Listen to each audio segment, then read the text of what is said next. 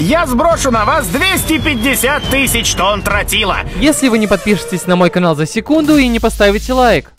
Секунда прошла. Аниме начинается 30 годами ранее в Тихом океане, где появился новый континент с новыми растениями и живыми существами, который получил название Магмель.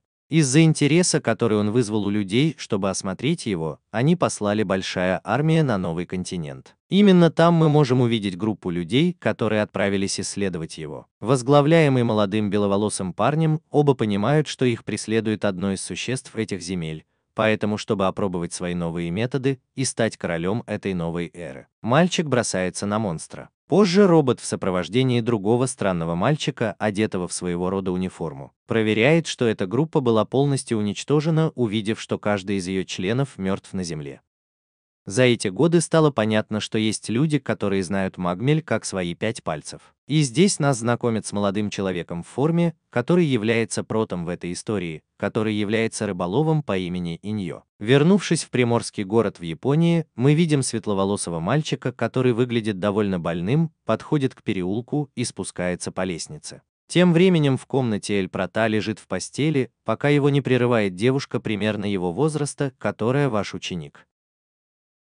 Она настаивает на том, чтобы он встал, говоря, что день солнечный и очень красивый. После того, как Прота говорит ему, что есть люди, которые умирают в солнечные дни, а не в дождливые, она явно уходит. Возвращаясь с мальчиком, мы видим, что он подошел к двери, на которой наверху есть табличка, указывающая, что именно здесь живет мальчик Прота. Поэтому он решает позвонить в дверной звонок, и за ним ухаживает девушка. Эта девушка пытается попросить его об одолжении, однако из-за того, насколько он слаб из-за своей болезни, он падает в обморок у ее двери. Некоторое время спустя, когда он наконец просыпается, он видит, что перед ним Прота. Мальчик извиняется за то, что произошло, и, представившись Крисом, просит его помочь на работе, чтобы спасти своего брата в обмен на деньги, которые у него есть. Но Прота отказывается из-за того, что он не хочет, чтобы его спасали, что денег недостаточно для такой рискованной миссии. Молодой человек объясняет ему, что с детства у него болезнь и что он не проживет еще долго, поэтому, когда его не станет, он попросит прислать ему страховые деньги в качестве компенсации. Прота, обменявшись взглядами со своей ученицей, которая смотрит на него очень грустными глазами, принимает задание и просит ее рассказать ему все в деталях. Крис рассказывает ему, что его родители и его старший брат отправились в Магмель, чтобы попытаться спасти его, так как они отправились на поиски чего-то по имени Ласли Запаны. Поэтому, прощаясь, его брат обещает ему, что однажды они вместе посетят новый континент и, наконец, уедут. Некоторое время спустя в дверь квартиры, где жил Крис, стучат. И после этого он видит своего брата, израненного, окровавленного и очень плачущего, обвиняющего себя в смерти своих родителей.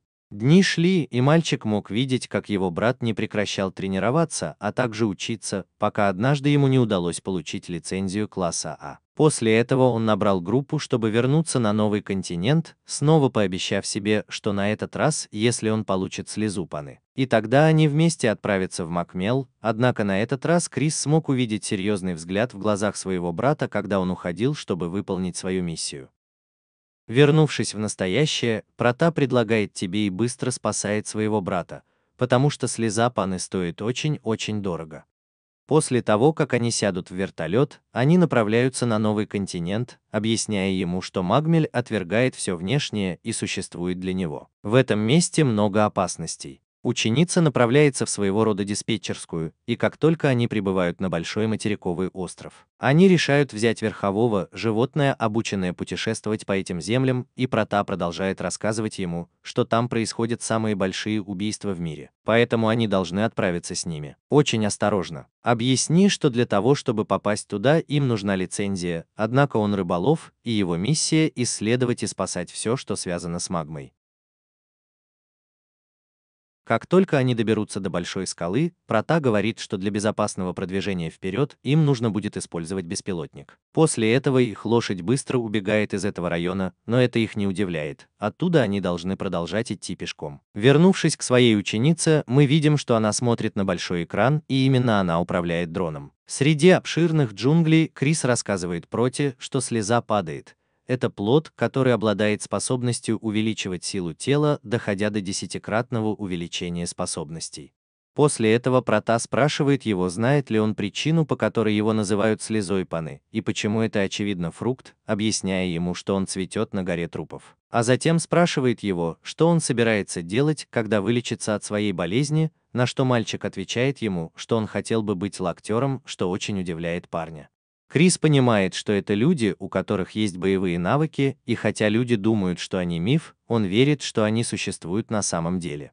Сказав это, он падает на колени из-за истощения, вызванного его болезнью, и спрашивает, не могли бы вы остановиться, чтобы отдохнуть. Услышав это, Прота отправляет своему ученику сообщение, из которого нам становится известно, что его зовут Зеро, и он использует свой дрон, который дает ему странный фрукт, который, по нашему мнению, помогает немного улучшить подвижность, предотвращая усталость. Пройдя немного дальше между деревьями, он видит человека, у которого на голове большое насекомое, и он зовет на помощь, что очень удивляет Криса. И он спрашивает Прота, должны ли они его спасти, но тот говорит ему, что уже очень поздно, и после того, как он бросил камень в Прота, он спрашивает, должны ли они его спасти. Рядом с человеком из земли вырастают огромные эмпиреи. Объяснив ему свой охотничий механизм, в котором он использует живого человека в качестве приманки, как если бы это была ловушка. Он говорит ему, что самая опасная вещь на континенте — это не это, поэтому они решают двигаться дальше. И мы видим, как маленькая черная молния выходит из руки Прота, разрезая его на множество частей. Прыгайте с высоты 100 футов, сбивая человека с ног с улыбкой на лице. После того, как он продолжил свой путь, датчик, который был у Проута в кармане, начинает пищать, и по его реакции это означает, что брат Криса все еще жив. 0 подтверждает, что направление, в котором они идут, правильное, однако есть проблема, так как там несколько чудовищных птиц по зоне. Услышав это, Прота просит мальчика оставаться на месте и явно не двигаться, так как он собирается позаботиться о маленьком мальчике проблема. И достигнув птичьей зоны, он снова вызывает черную молнию из своей руки, которая делает ее похожей на меч. Одним большим прыжком он начинает убивать птиц одну за другой, в то время как этот заботится о существах. Крис встречает своего брата, который пришел собирать фрукты. И тот удивляется, увидев там своего младшего брата, Эль Прота. Продолжая раздирать птиц своими когтями, навыки отпугивают остальную часть стаи, которая в этот момент автоматически убегает. Вернувшись с Крисом и его братом, они ссорятся из-за глупости, что отправились в такое опасное место, и Куну Рис, как зовут старшего брата, просит его понаблюдать за цветком Паны. Так что малыш автоматически приближается к большому растению, испугавшись осознания того, что попал в такое опасное место. Он понимает, что место, на котором пророс цветок, было огромной горой трупов. Несмотря на огромное количество костей, которые там были, Куну Рис, глубоко рассерженная тем, что тел не хватило, хватает с земли острую кость и наносит удар своему младшему брату в спину. В то время как он терял сознание, его старший брат объясняет, что именно по этой причине он привел так много товарищей туда, заставив растение начать реагировать, раскрывшись и показав свои плоды. После того, как он схватил его, появляется Прота, чтобы защитить Криса, одновременно прося Зеро оказать ему первую помощь. Очень рассерженный Куну Рис спрашивает Проту, кто он, а тот игнорирует его и спрашивает, был ли он тем, кто убил его родителей и его друзей, чтобы получить слезу Паны. Он отвечает, что это он убил его родителей и его друзей, чтобы получить слезу Паны. Он отвечает ей, что даже если бы он получил плод, болезнь его брата никогда не была бы излечена, он все равно умер бы. Поэтому было бы лучше использовать ее у кого-то, кто прожил бы дольше. Прота говорит ему, что несмотря на положение малыша, он решил прийти на помощь даже с его больным телом, но старший брат насмехается, говоря, что он все равно умер бы. 0, несмотря на то, что он оказал первую помощь, он говорит, что уже слишком поздно и он уже очень ранен. И на последнем издыхании Серый хватает Проту за руку и просит его, пожалуйста, спасти его брата, так как он думает, что какое-то странное существо контролирует его так же, как и он. Они видели это раньше. Он, наконец, говорит ей, что очень весело добираться туда вместе с Протой, и на этом он умирает, воссоединяясь со своими родителями. Кунури рад, что малыш умер, но прежде чем он заканчивает фразу, его подбрасывает в воздух, когда Прота наносит ему удар кулаком в лицо, раскрывая, что он мертв. Что самое опасное в Магмеле — это страдание, гнев и зло, которые этот континент дает людям. После этого мощного удара Кунури в ярости встает и ест фрукт Паны, таким образом увеличивая свою мышечную массу и силу, нанося ответный удар юноше, сбивая его с ног о камень. Однако тот почти не реагирует и, очень быстро приблизившись, снова бьет старшего брата, заставляя его летать по камням. Я снова поднимаюсь в воздух и ударяю его об пол. У которого осталось немного сил, он поднял голову, чтобы увидеть над собой Лактора, и вспомнил, что его брат хотел стать одним из тех странных людей. Потому что единственный способ спасти человека, если это было покончив с собой, он в конце концов отвлекает его, сильно ударив его на землю. Спустя некоторое время после того, как мы приготовили для него могилу, он уходит и, оказавшись в доме, говорит Зеро, что рад, что она с ним. На что она отвечает, что чувствует себя совершенно так же. На следующий день на какой-то базе Модерна, расположенной на поляне в Магмаэльском лесу, мы видим двух ученых, которые говорят о том, что если эксперимент окажется успешным, современная медицина получит огромное развитие. Пока они обсуждают, что они будут делать со своей жизнью после завершения расследования, на базе поднимается тревога. И после того, как они идут проверить, что происходит с помощью камер, они наблюдают, как на них нападает большая группа похожих на рогатых медведей. После этого нам показывают воспоминания о том, как Прота был маленьким. И он падает на колени от усталости перед высоким силуэтом, который говорит ему, что то, что он чувствует, не отчаяние, и держит его за руку, чтобы помочь им встать. Как раз перед тем, как я коснулся его руки, этот силуэт исчезает, и теперь я вижу Прота в его нынешнем возрасте. В этот момент он реагирует, когда Зеро звонит ему и спрашивает, не отчаяние ли это, пугая его и в конечном итоге заставляя очнуться от кошмара, в котором он находился. Его первая реакция – посмотреть на карту на стене, на которой у него явно был новый континент. Несколько часов спустя мы видим светловолосую женщину, смотрящую на какие-то указания, записанные на бумаге. Она приходит в дом Прота, и в воспоминаниях мы видим, что она дочь одного из его ученых, который сказал ему, что если с ним что-нибудь случится, он должен найти Прота. Так что после этого он решает позвонить в дверной звонок. Несмотря на свое очень развитое телосложение, сначала получил неодобрительный взгляд со стороны нуля.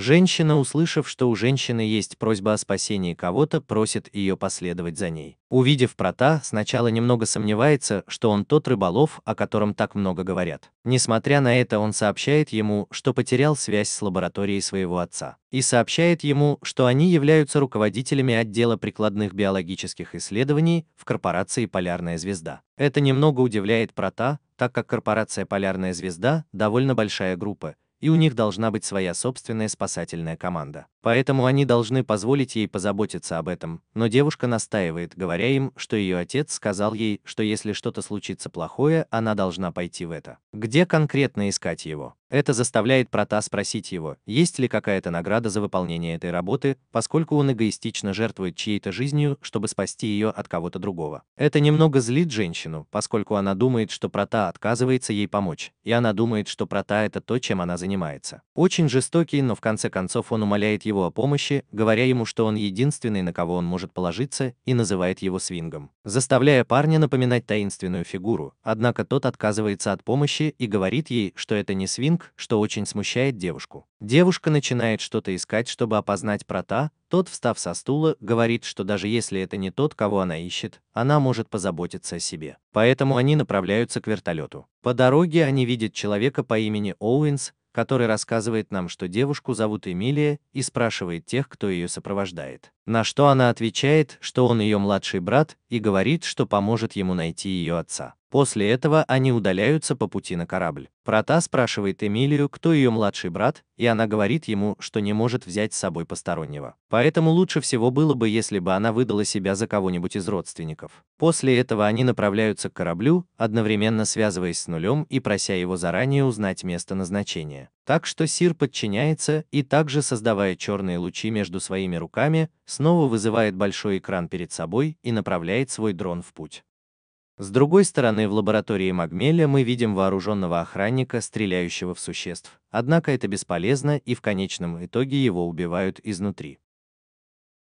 Ученые наблюдают через камеры, как все его товарищи были уничтожены в самолете по пути к месту назначения. Они анализируют, с какими существами им предстоит столкнуться, которые представляют собой разновидность медведей, которые обычно питаются горячими минералами. Однако, если их побеспокоить, их шкура становится коричневой. Они становятся стальными и выходят из-под контроля. После этого человек, который, кажется, ведет солдат, сообщает, что в лаборатории находится около 30 образцов, и что это совершенно чрезвычайная ситуация. Или, по крайней мере, так будет до их прибытия. Это заставляет солдат начать смеяться, когда их прерывает Прота, который говорит, что каждый год на новом континенте пропадает около 950 тысяч человек, из которых только треть может остаться в живых и вернуться. Один из солдат поздравляет тебя с тем, что ты так много изучил эти земли, но именно они сделают так, чтобы более трети тех, кто там находится, выжили. Тем временем в лаборатории камеры фиксируют прибытие спасательной команды, с корабля они выстраивают оружие в линию и стреляют в тех, кто там находится. Зверей, убив таким образом нескольких из них. Это немного удивляет Прота, но человек, который руководит операцией, объясняет, что эти пули сделаны из металла, который они нашли в магме. Однако Прота прерывает их, говоря, что он не это имеет в виду, но ему странно, что эти существа напали на исследовательскую лабораторию, несмотря на то, что они были убиты. На что мужчина отвечает ему, что это просто потому, что они очень жестокие, что вызывает у Проты полное и сильное недоверие. Однажды над лабораторией солдаты прыгают с парашютом и из своего оружия стреляют с неба в медведей, убивая одного за другим. В этот момент Зеро связывается с Протоном, предупреждая его, что что-то направляется туда, поэтому последний просит поделиться изображением. На нем вы можете увидеть гигантскую ящерицу намного выше деревьев, приближающуюся к нему, привлеченную кровью медведей, который начинается с того, что на нем изображена гигантская ящерица. Бомбить местность гигантскими камнями, швыряя их хвостом в направлении корабля. Этот человек решает отступить, потеряв единственную ракету, способную противостоять этому существу, и Прота открывает дверь корабля. Хватает Эмилию за талию и выпрыгивает из гигантского самолета, в то время как оставшиеся на корабле покидают этот район. На земле они начинают исследовать огромный снаряд, и он просит девочку починить его, если он действительно хочет спасти своего отца. В то время как в его руках появляются новые черные молнии, поднимающие колоссальное оружие и создающие вокруг него структуру. Именно тогда он спрашивает девушку, кто из них двоих должен умереть, указывая сначала на рептилию, а затем на базу, где находится ее отец, чтобы затем спросить, почему Магмель появился в этом мире. Она говорит ему, что это потому, что мир был таким скучным. Через лабораторные камеры они видят, как гигантская ящерица останавливается, а над ним теперь стоит Прота и просит его освободить заложников, так как таким образом они смогут спастись. И в этот момент доктор очень удивлен. Босс узнает шляпу и кепку мальчика на существе и думает, что это Шуинг. Затем он принимает просьбу мальчика, пока Эмилия заканчивает подготовку ракеты. Прота заставляет существо следовать за ними и, установив его в этой конкретной точке, просит девочку автоматически выстрелить, она подчиняется. Но монстр явно появляется, чтобы увернуться от него. Однако Эль Прота извиняется перед зверем и создает огромную руку, которой он отталкивает рептилию, в результате чего ракета проходит сквозь монстра, взрывая его совершенно зловещим кровавым дождем, в то время как отец девочки освобождает одного из своих медвежат, которых они держали взаперти. Уже на корабле Эль Прота объясняет, что медведи просто хотели освободить своих детенышей, и поэтому явно напали на них, на что человек с корабля объясняет, что когда кровь этих детенышей очищается, они превращаются в самый твердый металл в мире. После небольшого разговора Прота говорит ему, что он там, потому что его дочь позвонила ему. Пару часов спустя в новостях сообщают, что корабль, на котором они летели, потерпел крушение по неизвестной причине, однако погибших не было. После этого Эмилия вместе с Протой разговаривают о том, что ее отец больше никогда не будет работать на новом континенте. С прибытием этого Эль Прота исчезает. А днем мальчик гуляет по пляжу, разговаривая с дроном с нуля, говоря, что однажды он вырастет, на что веселая девушка отвечает, что с ним тоже это случится. Несколько дней спустя Эль Прота и его ученик смотрели телевизор, как он пытается схватить пудинг со стола. Однако Зеро с легким стуком вырывает его у него из рук, говоря, что этот пудинг принадлежит ему. После этого они все еще смотрят на большой экран, на котором виден аукцион, на котором они предлагают очень редкое существо из магмы, наноэробат. Птицу, способную удалять любой тип яда, в то время как Прота и Ноль говорят о том, что этот тип птицы существует только на Земле. В районе 45-го нового континента, поскольку в этом районе обитает большое количество полностью ядовитых существ. Ставки начинаются непосредственно с миллионных чисел, и пока они спорят о том, что есть люди с очень большими деньгами, Прота умудряется украсть один из их пудингов. Пока, наконец, торги не заканчиваются продажей птицы за 1 триллион евро. И Ноль замечает, что на эти деньги можно было бы купить целую фабрику по производству пудингов. В этот момент в комнату входят победители аукциона с птицей в руках, и после того, как они сели поболтать, мужчина объясняет, как получилось, что он выиграл все эти деньги. Человек, которого зовут Дейсон, объясняет, что он очень усердно работал, чтобы заполучить этого голубя, и что ему нужна помощь Прота в то время, так как он хочет найти своих друзей в 45-м округе. И Прота говорит ему, что ему лучше отказаться от этого, так как в то время, когда он живет в 45-м округе, ему нужна помощь Прота. Зона, где обитает так много опасных существ, возможно, его друзья уже мертвы, и он упрекает его в том, что должно быть они были слишком глупы, чтобы оказаться в этом месте. Он объясняет, что они были иммигрантами, и что со времени инцидента с магмой прошло уже 30 лет. Он также рассказывает, что среди тех, кто там жил, союзы были очень прочными, так как они не могли бы жить в этом месте, если бы не сотрудничали друг с другом. И он, и его друзья Стюарт и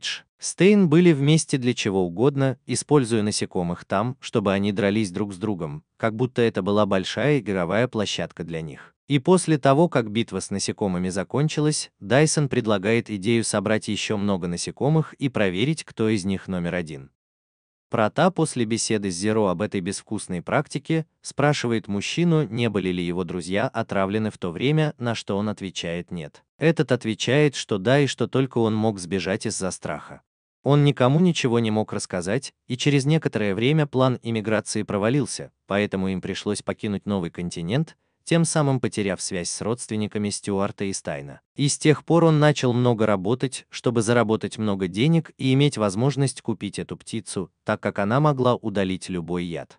Прота пытается дать ему понять, что по прошествии стольких лет, насколько это возможно, его друзей уже не будет в живых. Однако мужчина говорит, что знает. Однако он хочет убедиться в этом, и, предложив ему любую сумму денег, которую он сочтет необходимой, Прота соглашается на эту работу. Но изменил одно из дополнительных условий и, сказав ему, что его одежда не подходит для путешествий по этой местности, просит Зеро позаботиться об одежде этого человека. Уже оказавшись в Магмеле, Даун тоскует потому, что снова оказался в тех краях, где вырос, и беседует с Эль Протой о том, что он делает, помогая людям, что это хорошо, и что больше людей должны делать это и быть похожими на него. Но тот отвечает, что если он не получит денег, он не сможет помочь. Это никому не поможет, и что любой мог бы это сделать, но никто этого не хочет. И самое худшее в этой ситуации то, что не всегда можно спасти всех. В этот момент дрон ученика предупреждает его, что впереди есть признаки монстров. Однако лифт не смог обнаружить его силуэт. Они продолжают двигаться вперед, пока не достигнут открытой площадки, на которой все кажется очень красивым и спокойным, где даже есть несколько красивых цветов позже. В этот момент Прота останавливает человека и пытается схватить цветы, так как они очень подозрительны. Внезапно из-под земли появляются какие-то лианы, которые пытаются напасть на него, но этот со своими черными молниями создает пистолет-пулемет для защиты и начинает многократно стрелять по существам. Внезапно дым вырывается из летающего насекомого, которое пытается напасть на тебя, но Прота явно уклоняется от него. Мотылек продолжает летать и распыляет на него какую-то нить, которая его связывает, но Прота создает гигантские металлические руки, которые хватают нить и подбрасывают ее в воздух насекомому. Снова спокойно, с цветами в руке, он кормит ими голубя, объясняя Дейсону, что эти цветы ядовиты для человека, но тем не менее являются любимой пищей этих птиц.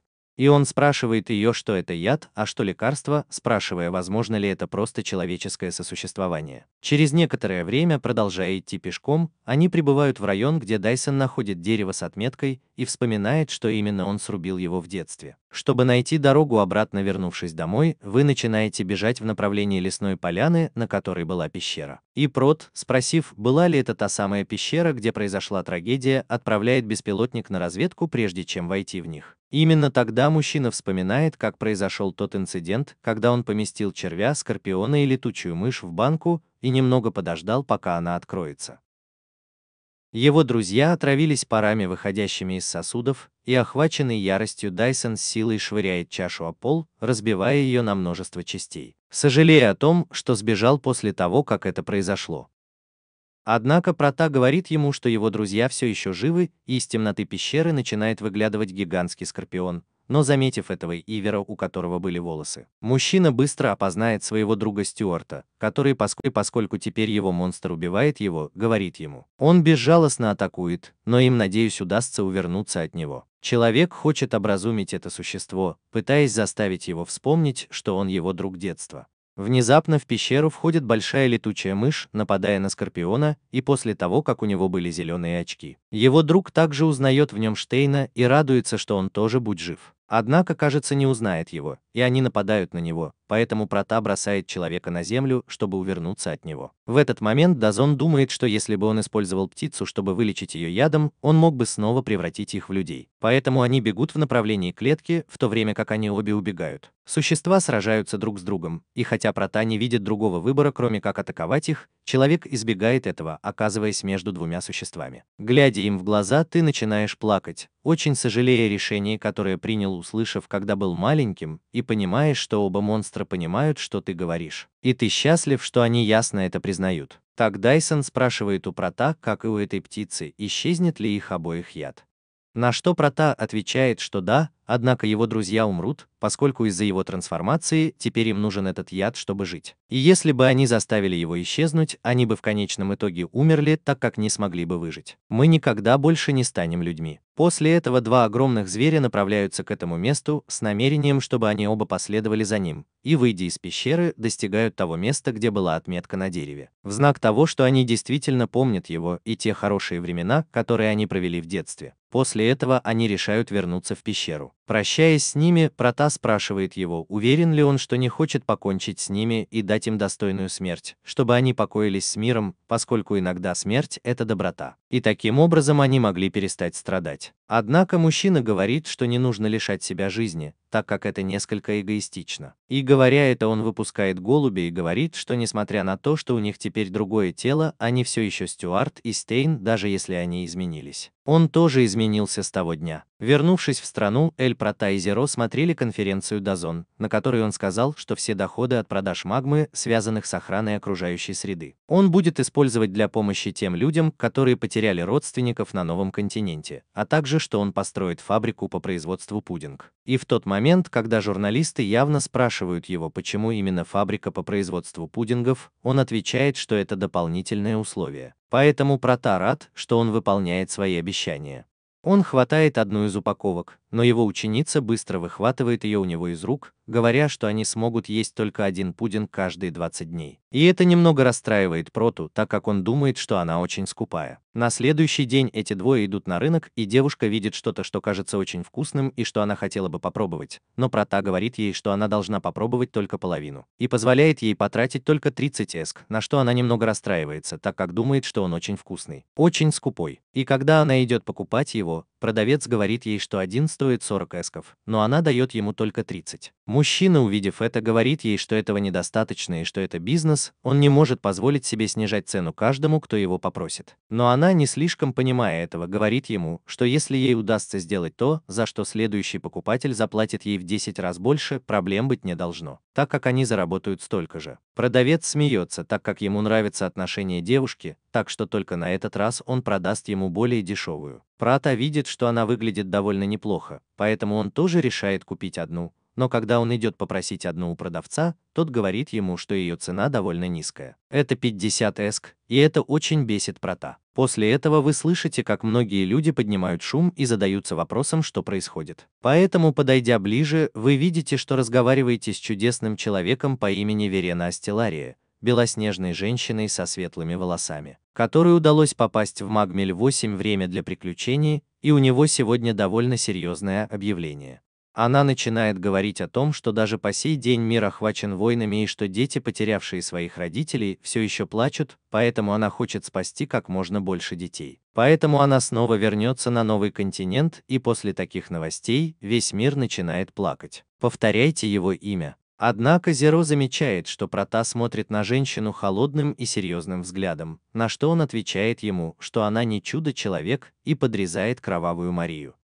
Позже, вернувшись на базу, Зеро ищет информацию о некой Верине и обнаруживает, что чтобы помочь приюту, испытывающему трудности с бизнесом, она пошла на Магмель в одиночку и, преодолев множество опасностей, принесла домой много добычи, чтобы пожертвовать все свои доходы приюту, не считаясь собственным риском. Прочитав это, девочка думает, что она хороший человек, однако она помнит слова своего учителя, не зная, почему она это сказала. Поэтому некоторое время спустя она использует свой беспилотник, приезжает осмотреть приют и видит, что все дети счастливы, играют и веселятся. За исключением одной маленькой девочки, что она стоит перед цветами в слезах, и это очень удивляет Нулю, поскольку она вспоминает свое прошлое, когда она была вся в синяках и в разорванной одежде. После этого он продолжает наблюдать из-за дрона. Он видит, как Верена подходит к малышке, чтобы спросить, что с ней происходит, и она отвечает ему, что ее подруга Момо пропала. Поэтому женщина говорит ему, что они будут искать его вместе. И это радует девочку, которая крепко его обнимает. Зеро продолжает наблюдать со своим дроном, спрятанным в зарослях, пока не замечает, что женщина смотрит в его сторону,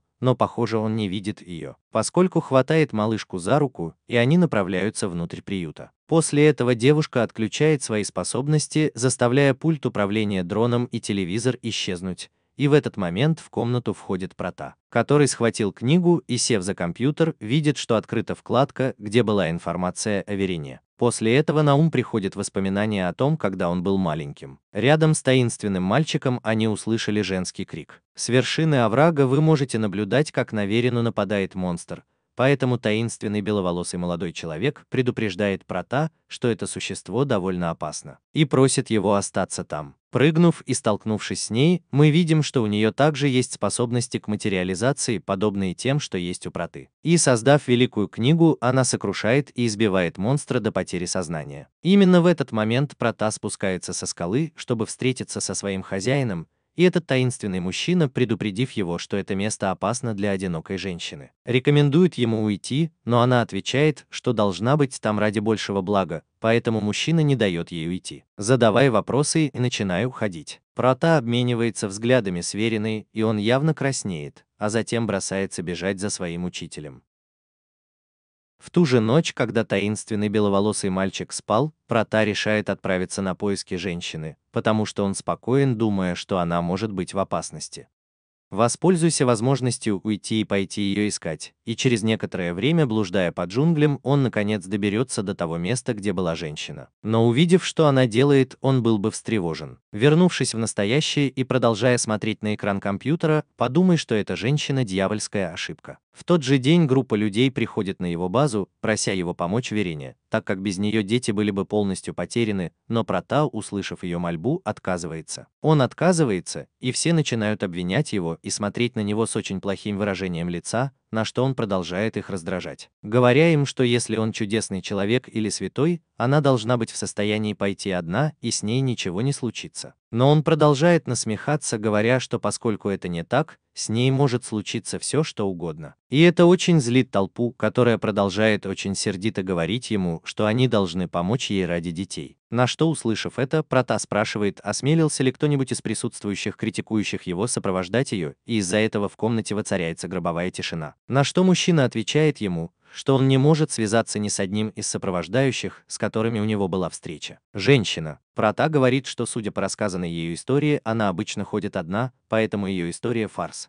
Но она отвечает ему, что те, кто сопровождал ее, сделали это по своей воле. Зеро прерывает разговор, говоря, что она действительно считает Верену хорошей женщиной и что она помогает детям. И, обменявшись взглядом с Протой, тот снова отказывается от помощи с ее стороны, так что ее несколько расстроенная ученица принимает решение помочь ей сама. Так что все уходят, а она уходит в свою комнату, где начинает управлять своим дроном, и Прота неохотно решает сесть в свой вертолет и отправиться на поиски указанной женщины. Как только дрон активируется, он обнаруживает, что все сопровождающие Верены либо очень тяжело ранены, либо убиты, потому что существо на новом континенте напало на них. И Прота по прибытии обнаруживает большую стаю этих монстров. Так что, увидев, что их много и что они все еще живы, он говорит: «Мальчик, как только дрон активируется». Он обнаруживает, что все сопровождающие Верены либо очень тяжело ранены, либо мертвы, потому что существо на новом континенте напало на них. И Прота по прибытии обнаруживает, они играют в невыгодном положении. Он решает использовать свои силы, создавая арбалет и выпуская град стрел, которые уничтожают многие из них, пока его внимание не привлекает мощный рев. И, направив свой взгляд туда, он видит, что это тот же вид существа, с которым столкнулся его хозяин, когда они впервые встретились женщине, и это заставляет Прота помнить о своем учителе. В этом нам показано, как, увидев, что то, что беспокоит Прота, он спрашивает своего учителя, почему я спасаю ее, если она плохая, на что учитель отвечает, что просто когда она появилась, у нее были проблемы, и поэтому я спасаю ее, потому что если кто-то хороший, я спасу ее. Плохо это или плохо решает не он, и просто если его нужно спасти, он поможет. Так что Прота думает, что он думает иначе, но его учитель говорит ему, что он поймет это, когда придет время. Вернувшись в настоящее, существо атакует Прота, запустив ему в рот своего рода лазер,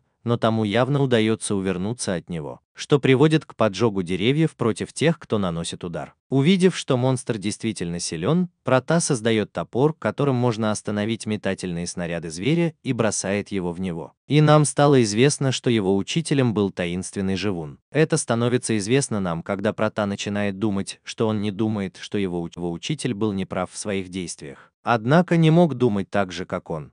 Наконец, наносит мощный удар по голове существа, оно пугается и убегает.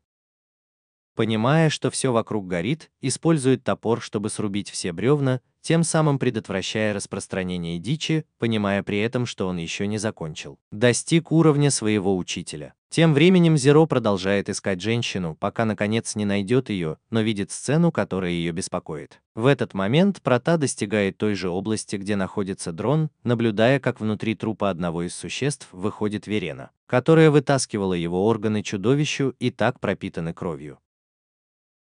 Он говорит, что внутренние органы этого монстра продаются по высокой цене, и если он продаст их, он сможет заработать кучу денег, чтобы помочь детям. Прата сообщает ему, что многие из тех, кто ее сопровождал, умерли, на что она пытается оправдать себя, говоря, что они сопровождали ее по собственной воле, чтобы затем продолжать извлекать органы из зверя. Через несколько секунд ее начинает окружать все больше существ того же вида. И женщина, увидев их огромное количество, очень волнуется, так как задается вопросом, скольких детей она могла бы спасти, продав все остатки органов этих монстров. И автоматически решает сбежать, на что мужчина отвечает: «Боже мой». Прата пытается остановить ее, но Зеро, увидев расстроенный взгляд женщины, рекомендует Протоу уйти из-за огромного количества зверей, на что тот не обращает внимания. И они уходят, уступая место существу, чтобы поглотить своего побежденного товарища. Через несколько дней мы узнали, что Верена умерла в Магмеле. Однако ее преданные считают, что она не умерла, а теперь стала богиней.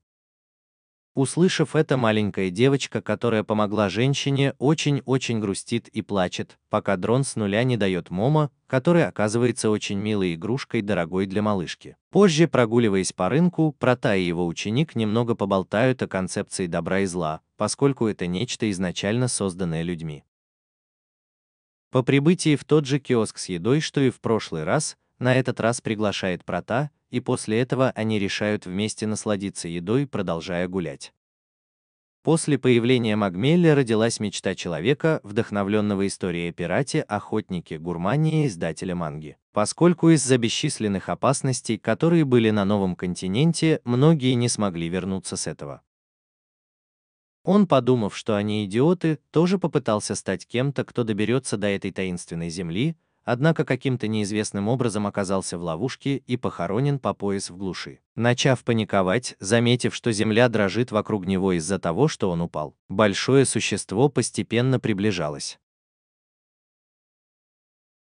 Мужчина попытался повернуться, чтобы посмотреть, в чем дело, и, несмотря на это, не смог. Когда он наконец это понял, было уже слишком поздно, потому что гигантское существо уже было практически над ним.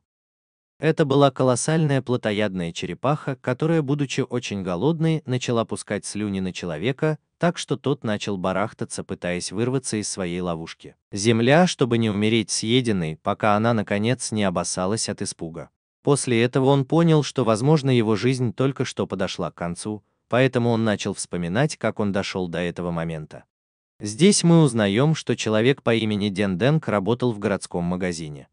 Однажды он начал читать, что на новом континенте можно заработать очень много денег, поэтому он серьезно задумался, стоит ли ему переехать туда. В этот момент Процесс и его подмастерье входят в магазин, изображая из себя отца и дочь, что очень удивляет этого человека, и это нас очень удивляет. Он говорит, что с тех пор, как он встретил Прота, у него вот-вот случится сердечный приступ, поскольку ему всегда удается обмануть его и подшутить над ним. Зеро смотрит на банку с рыбой и говорит, что это что-то очень дорогое, спрашивая, не расточительный ли это день. Однако Прота отвечает ему, что нет, потому что, поскольку он часто ходит в этот магазин, владелец его лучший друг, так что он может сделать ему хорошую скидку. И из-за лжи Денден расстраивается, так как с первого раза, когда он его увидел, всякий раз, когда он появляется, он думает о том, как он выглядит. Он умрет. Именно тогда он рассказывает нам, что в первый раз, когда Эль Прота вошел в магазин, он спросил цену на ослепляющую гранату, и когда Эль Прота вошел в магазин, он спросил, сколько стоит ослепляющая граната, И когда мужчина ответил ему, что это 4100 эск, Прата дал ему 1000 и начал задаваться вопросом, не сошел ли он с ума. Только чтобы увидеть, что впоследствии он предложил только 800, поэтому он просит Прата перестать шутить, на что тот отвечает ему, что он не должен платить свою первоначальную цену, так как эта граната не была куплена. Я уже был в очень плохом состоянии. Это шокирует продавца, так как это невозможно. Однако Прата продолжает объяснять, что даже если он не вытащит кольцо, оно взорвется, и, используя свои силы, он заставляет его взорваться. После этого об этом пошли слухи, и покупатели покинули магазин. Однако Эль Прата продолжал приходить в магазин снова и снова, пытаясь любым способом обмануть продавца. Начиная с оплаты фальшивыми купюрами ручной работы и заканчивая инсценировкой несчастных случаев и опасностей внутри магазина без каких-либо ограничений. Можно было бы привести множество других абсурдных причин, исключительно для того, чтобы получить скидки при покупке товаров там,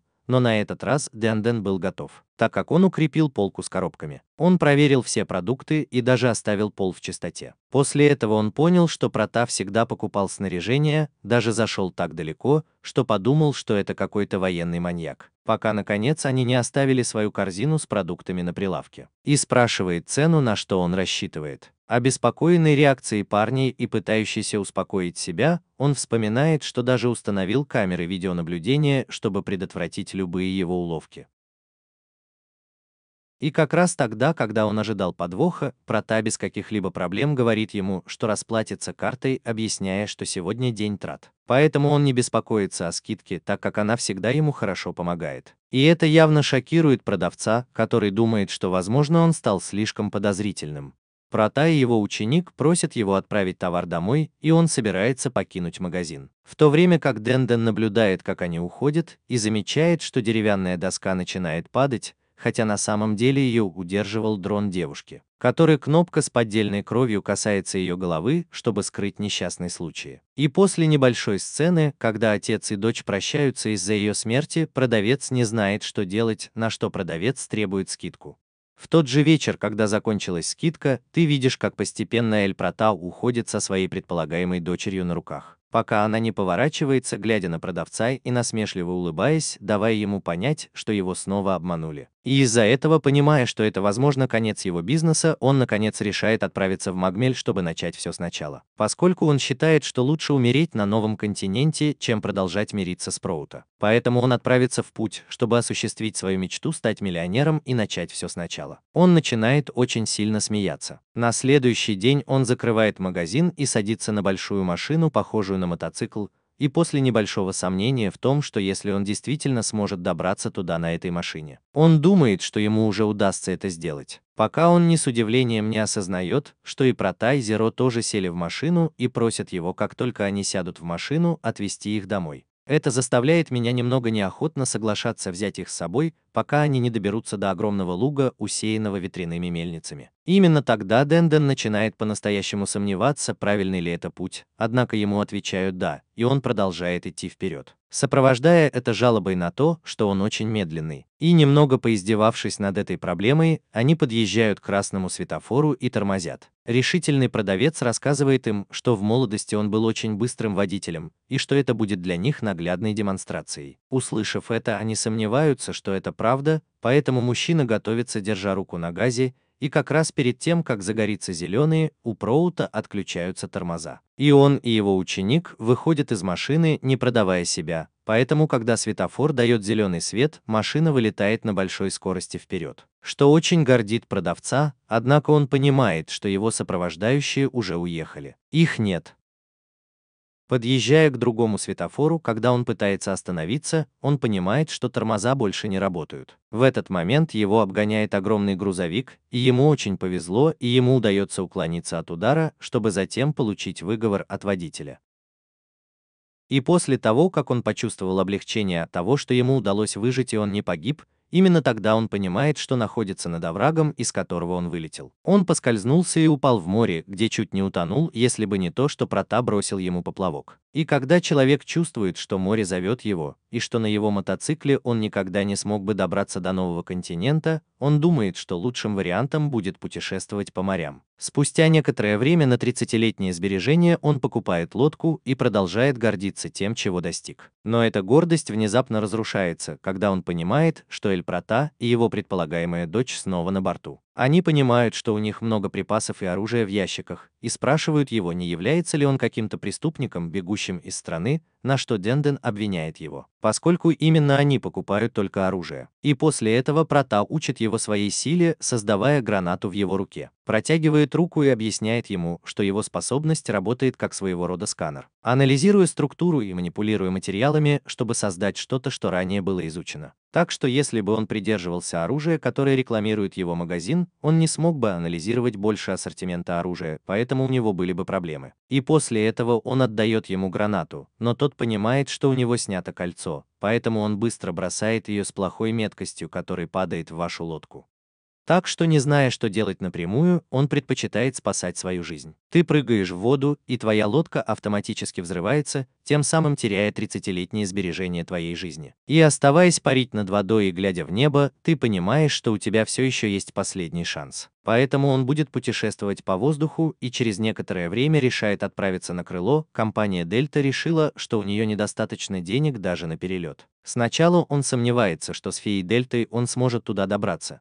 Но поскольку пути назад больше нет, он и не думает сдаваться и начинает бежать, пока он не прыгнет и не взлетит. Но уже оказавшись на высоте многих метров, он понимает, что не знает, в каком направлении находится Магмель, и решает автоматически увидеть его на карте. Но понимает, что не может сейчас оторваться, чтобы проверить это. Внезапно появляется Прата, летящий рядом с ним с нулевым дроном, и после инструктажа он говорит ему, что, похоже, он не может нормально подняться. Поэтому он создает огромный вентилятор, который заставляет Дендена взлетать очень высоко, который теряет устойчивость и падает в штопор, сумев спастись в последнюю минуту. Однако этот снова теряет управление и попадает в грузовик, перевозивший свиней. И мы видим, как водители впервые говорят о том, что они поехали в Магмель, чтобы отвезти этих поросят на корм. Вот как Денден окружен гореносами. Он осуществил свою мечту о путешествии на новый континент. Мы снова возвращаемся к началу, где он был похоронен по пояс с огромной черепахой позади, которая ждала, пока он полностью расскажет свою историю, чтобы, очевидно, съесть его на месте и как раз перед тем, как отправиться в путешествие. То, что его съел Прата, похоже, спасло ему жизнь, и этот факт радует его и делает его очень счастливым, поскольку он видит, что тот действительно считает его своим другом, и говорит ему, что он вернется, чтобы покупать у него еще несколько раз. Несколько дней спустя мы видим, как Прата смотрит на большой экран, на котором появляется кошка, и вспоминает свое детство рядом с жеванием в большом деревянном доме на старом дереве. В то время как взволнованный Ноль продолжает смотреть на экран, где идет шоу о котятах, и она думает, что они очень милые. Очень довольный тем, что они делают, в конце концов приходит к выводу, что хотел бы усыновить котенка, и спрашивает Прата, может ли он у них быть, на что тот автоматически откажется. И когда она спрашивает его почему, он отвечает, что не хочет кошку, потому что ненавидит их. Это очень удивляет девушку, которая, подумав о том, какие милые кошки, считает, что невозможно ненавидеть кошек, если она неплохой человек.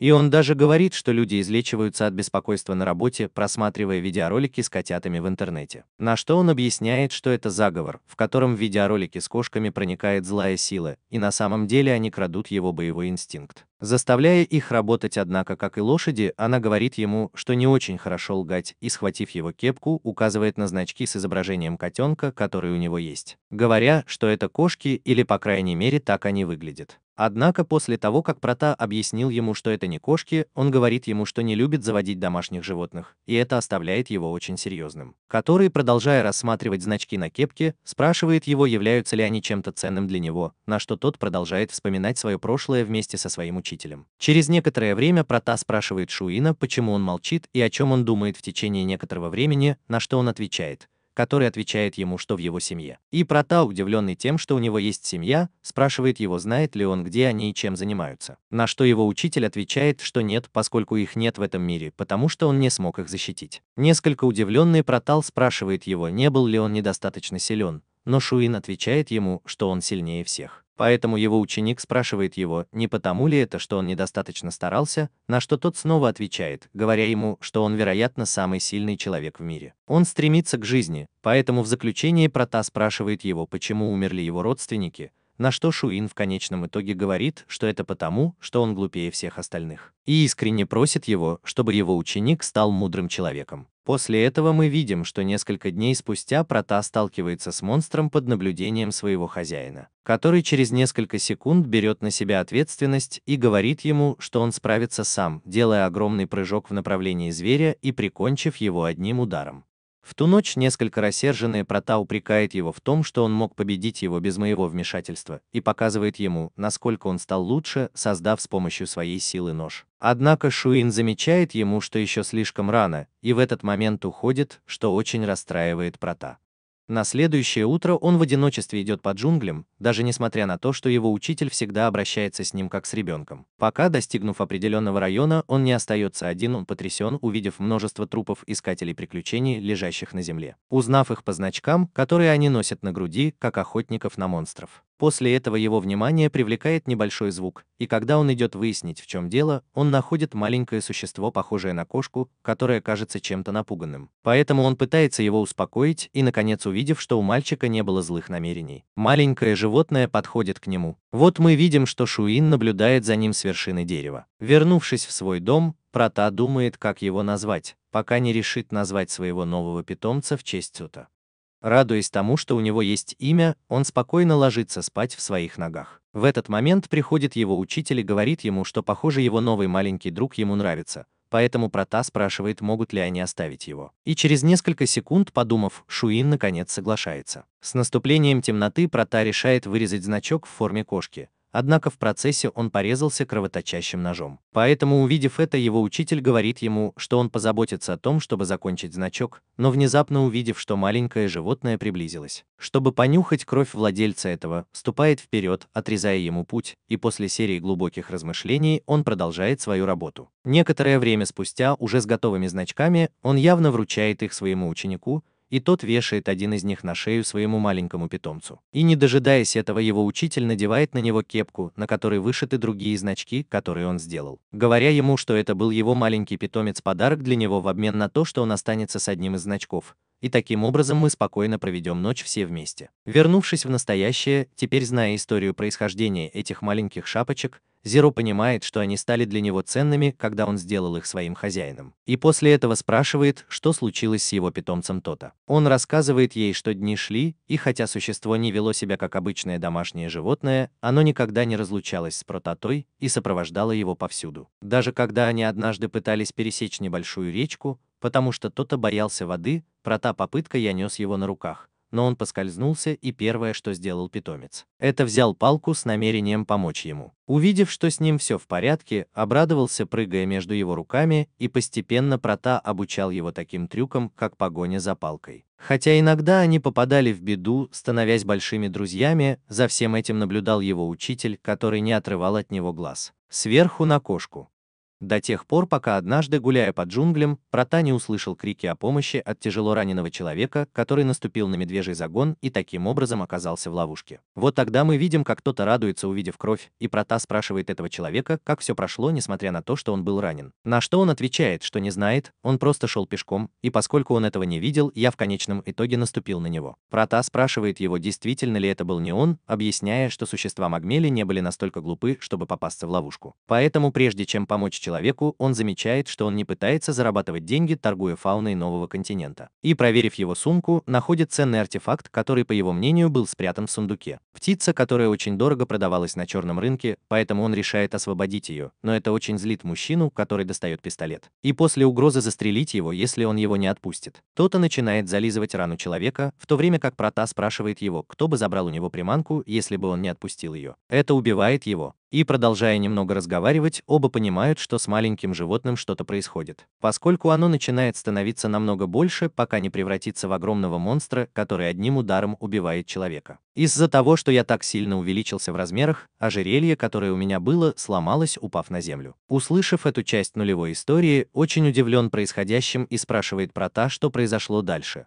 на что тот объяснил ему, что ему пришлось убить его. В результате чего девушка была очень обеспокоена девочка, пока он продолжает рассказывать о том, что перед этим чудовище начало пожирать труп человека. И поняв, что прота там безжалостно напала на него, надеясь, что его хозяин спас его, Шуин начинает объяснять ему, что если он пьет человеческую кровь, эти типы существ трансформируются. Поэтому очень обеспокоенный прота спрашивает его, есть ли какой-нибудь способ вернуть его к нормальной жизни, но тот говорит ему, что, к сожалению, нет. И преподает ему тяжелый урок, который он должен усвоить с этого момента, напоминая ему, что он должен вернуться к нормальной жизни. Что в том месте, где он находится, это не обычное место, а Магмель. И после этого, создав меч, он собирается убить монстра, однако его прерывает прота, который просит его, пожалуйста, позволить ему сделать это с ним. А на его учителя после того, как он спросил, может ли он, напал то-то. После этого прота обнажает меч, которым он владеет, и именно там начинается схватка между его питомцем и ним, причем зверь атакует первым.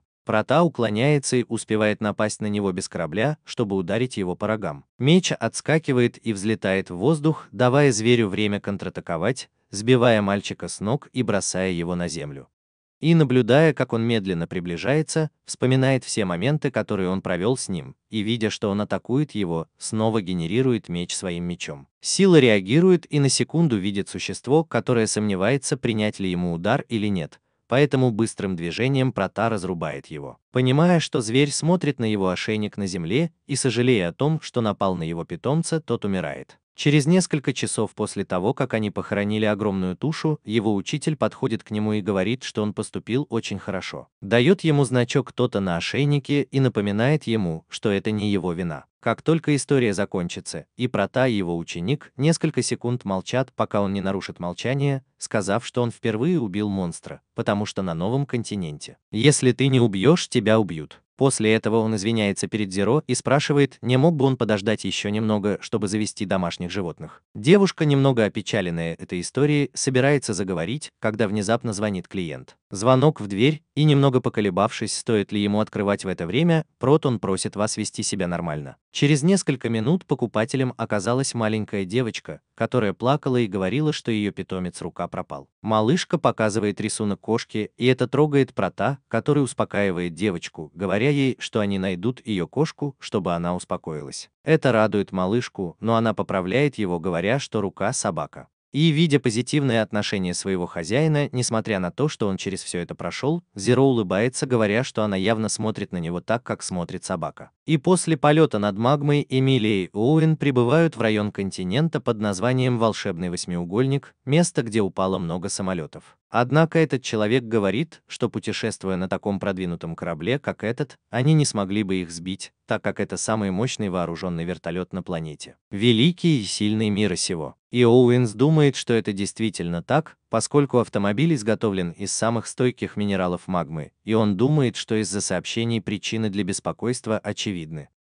Однако, если им удастся выяснить, почему эта зона так опасна для кораблей, это будет полезно для их компании. Каждый раз, когда они углубляются в этот восьмиугольник, и из воды какие-то похожие на горы существа наблюдают за приближающимся большим транспортным средством. Однако эти существа начинают швырять в корабль большие камни, используя свои длинные и мощные языки в качестве катапульт. Солдаты корабля реагируют, используя свои пушки и пулеметы, чтобы разбивать снаряды, которые они в него бросают. Однако наступает момент, когда их становится слишком много, чтобы они могли реагировать и останавливаться, пока не потеряют контроль над двигателями. В этот момент что-то врезается в вертолет, и через камеры Эмилия видит, как длинная рука, исходящая от человеческого силуэта, сумела схватить его корабль и тянет его к земле с намерением разбить то, что он получит. После этого лягушки начинают квакать, и нам показывают, что это какой-то низкорослый гуманоид, улыбающийся и с несколько встревоженным лицом. Тем временем в городе доктор Честер направляется на базу Лос-Протас, где Эсте и Зеро беседуют о зефире, который они едят. Девушке это очень нравится, и она говорит, что отныне они будут завтракать, есть, перекусывать и ужинать этой едой, поскольку я покупаю их с нуля. Потому что они продавались дешево и в больших количествах, так как у них не было денег ни на что другое. В этот момент доктор стучится в дверь и сообщает им, что его дочь пропала на новом континенте. Это заставляет прота отреагировать из любопытства, поскольку в последний раз, когда они виделись, все было наоборот, и Честер показывает им место, куда направлялась его дочь, и рассказывает им, что произошло. Он снова просит вашей помощи, объясняя, что на них напала неизвестная сила, даже находясь на корабле. Услышав это, Прота соглашается в обмен на вознаграждение, удвоенное по сравнению с прошлым разом. Услышав эти слова, доктор замечает, что Прота очень похож на его жевательный коврик, и не обращая внимания на важность ситуации. Прота лучше обдумывает свое решение и требует тройная оплата, и после некоторого раздумья, зная, что на кону жизнь его дочери и что она на кону, он явно соглашается, пользуясь случаем, чтобы также заставить ее съесть большое количество зефира, чтобы быстро покончить со своими запасами. Тем временем в том месте, где потерпел крушение корабль, Эмилия решает выйти из машины, несмотря на то, что Оуэн просит ее остановиться, так как это явно может быть опасно. Однако женщина говорит ему, что если бы это было так, то все, что сбило бы корабль, уже напало бы на нее, так что у него должно быть есть какая-то другая цель. И хотя мужчина все еще думает, что это не очень хорошая идея, девушка убегает, пока не увидит, что это не очень хорошая идея. Попасть в зону, где вы видите множество разбитых самолетов и кораблей. Именно в этот момент он видит тот же силуэт, который он наблюдал в камерах, но этот быстро телепортируется на ветку позади себя. Они прощаются с нулем и просят его опередить дрона, так что этот явно подчиняется, но не раньше, чем скормит ему несколько зефиров на дорогу, хотя он и не может этого сделать. Этим уже лучше избегать их. Некоторое время спустя Эмилия возвращается к Оуэну, который волновался, и он сообщает ей, что скоро прибудет спасательная команда. По пути на материк доктор радуется, когда ему сообщают ту же информацию, однако Прота говорит, что это позор. Честер очень скучает по этим словам, пока мальчик не объясняет ему, что как только он доберется туда, он все поймет. В этот момент воздушный флот прибывает в этот район, и как и в случае с большим кораблем, их начинают ловить лягушки, которым помогает маленькое гуманоидное существо, которое находится на борту. Он вскидывает руки и сбивает несколько вертолетов, сбивая их один за другим, пока все они не будут уничтожены без особых усилий, что удивляет и Оуэнса, и Эмилию. Еще по дороге Прота спрашивает ее о ситуации с нулем, и она подтверждает, что то, что он сказал ей ранее, было правдой и что речь идет об Эрин. Честер пропускает его вопрос по поводу этого имени, Прота просит его посмотреть в камеры, при этом вдалеке он видит маленький гуманоидный силуэт, который смотрит в сторону вертолета. А тем временем лягушки приближаются к большому сбитому кораблю, о чем обеспокоенный Оуэн спрашивает солдатам, вступающим в бой, поскольку он также знает о существовании Эрин, что объясняет, что она уроженка этого континента. Она, вспомнив свою встречу с маленьким существом, выбегает туда. Уже достигнув места назначения, Прота и Честер беседуют о туземце и обсуждают, знали ли они уже о его существовании. В этот момент Ноль подтверждает местонахождение большого корабля, а также сообщает, что Эмилия все еще жива, увидев, как она бежит среди деревьев. Так что Прота рассказывает об этом отцу девушки, в то время как тот пытается остановить солдат, чтобы они не нападали на Эрин, так как он не любит оружие. Однако солдаты не обращают на него внимания и как только видят приближающееся существо, сразу открывают по нему огонь. Это существо реагирует, уклоняясь от атак с большой скоростью, удлиняя свои конечности и обезоруживая ими солдат, пока они двое не выпустят снаряд, поражающий туземца. Как только облако пыли от взрыва исчезнет, мы видим, что существо все еще целое и обезоруживает остальных охранников, и так они сосредотачиваются на отступлении. В то время как в небе появляется вертолет Прота, который привлекает внимание Эрин, и Зеро сообщает, что они находятся в его поле зрения. На что Прота спрашивает Честера, есть ли у кого-нибудь там оружие, на что мужчина отвечает, что очевидно у него есть оружие. У него есть один из опасностей этого района. В этот момент туземец протягивает одну из своих рук в направлении транспортного средства, и Прота прыгает рядом с доктором, прежде чем он наносит удар, явно разрушающий вертолет. Дрон, к его счастью, успевает схватить их в воздухе и начинает приближать их к месту, где находится Эмилия, у которой есть серины, которые являются обитающими в магме существами с огромной природной силой. Уже были обнаружены еще 30 экземпляров на континенте. Однако у всех есть две общие черты, которые заключаются в том, что они выглядят относительно похожими на людей, и обладают таким же или более высоким интеллектом, чем человечество. В конце концов, отец и дочь воссоединяются, а маленький гуманоид приближается. Женщина объясняет доктору, что Лёрин неплохой, просто он не любит оружие. На что доктор отвечает, что он уже знает об этом и говорит, что лучше, чтобы Протап позаботился об этом. Этот постепенно приближается к туземцу, который быстро атакует его, и Протап, воспринимая это как игру, принимает вызов. И они оба начинают сражаться, уклоняясь и безостановочно бросая друг в друга удары и снаряды, пока, наконец, Протап, заняв выгодную позицию, заканчивает бой, победив его ударом. Последнее нападение на Лёрин. Эмилия подходит к этому месту и говорит ему, что это существо было хорошим и его не нужно было убивать, на что он отвечает, что он такого не делал. И мы можем наблюдать, как туземец был побежден и похоронен большой горой Зефира.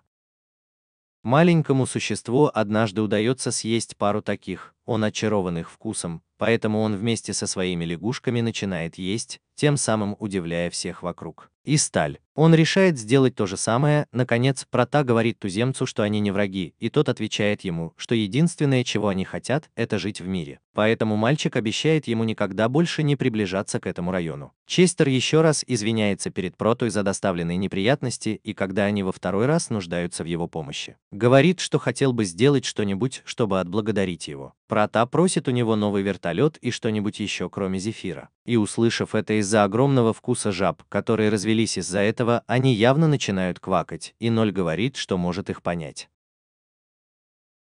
На этом миссия заканчивается со счастливым исходом для всех. Через несколько дней Протап вместе с дроном с нуля собирают магматическую пищу, пока ученик не схватит Z-медузу. Мальчик объясняет ей, что это смертельно опасно, если ее съесть, на что она пугается и роняет. Затем он падает на траву, а девушка упрекает его, говоря, что они оказались в такой ситуации из-за того, что зря потратили деньги. Поэтому, когда она снова встает, она замечает яркий свет в глубине леса и решает пойти проверить. Добравшись до этого места, видит перед собой небольшую уменьшенную деревню с братьями, заставляя Зеро думать, что это жутко и что там могут быть призраки.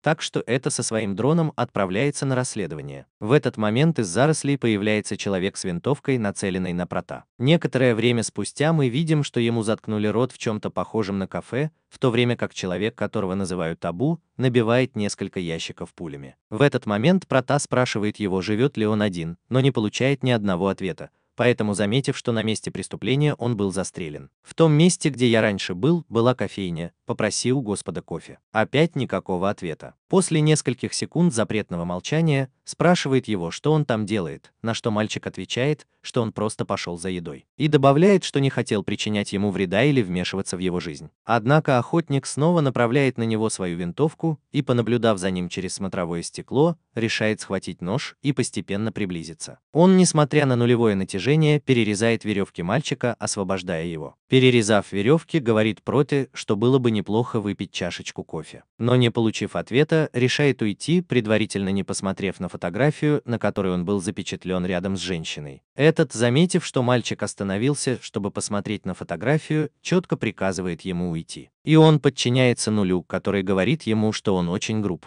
В то время как Протап берет несколько фруктов в форме глаз, и когда он ставит их перед объективом дрона, девушка очень пугается, и несмотря на то, что она вызывает у него отвращение. Она утверждает, что это мило, а также восхитительно, но ей на это наплевать, так как это довольно тревожно. Вернувшись в кофейню, Табу смотрит на фотографию и вспоминает свое прошлое, когда он подавал кофе своим клиентам, а его дочь выращивала кофе. Снова в реальности существо нападает на Протап, и они радуются, потому что мясо этого монстра из очень хорошего качества, так что подумайте о том, чтобы жениться на нем, чтобы съесть его. Поэтому, используя свои способности, Протап пытается атаковать зверя, однако тот принимает удар и начинает бежать, пытаясь убежать. Так что они начинают преследовать его, пока не достигнут поляны в лесу, и когда им наконец удается преградить ему путь. Из-под земли появляется огромный монстр, я обычно съедаю маленькое существо, чтобы снова похоронить себя под землей.